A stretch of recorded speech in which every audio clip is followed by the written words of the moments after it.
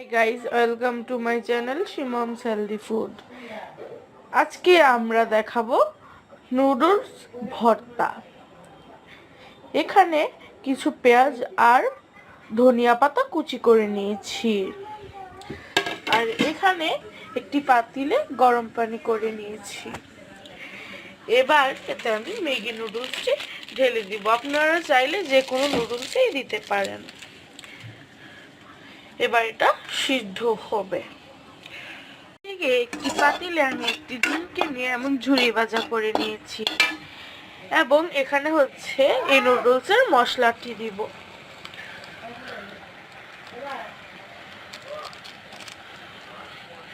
এই যে, এবার এটা আমি নাড়া দিয়ে একসাথে মিশিয়ে নেব। এদিকে আমি পাতিল থেকে নুডলসটি একটি প্লেটে ঢেলে নিয়েছি। এবার পেঁয়াজ আর ধনিয়া পাতার কুচিটা নুডলসে দিয়ে দেব, সাথে ডিম। এবার এটাকে একসাথে মাখিয়ে নেব।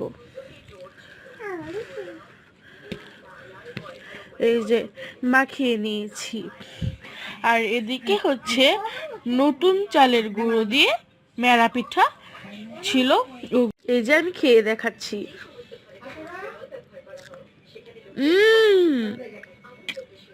দারুণ হয়েছে, অনেক মজা হয়েছে। আপনারা সবাই এটা বাসায় ট্রাই করবেন।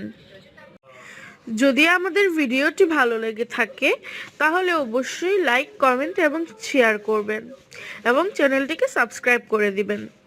ধন্যবাদ।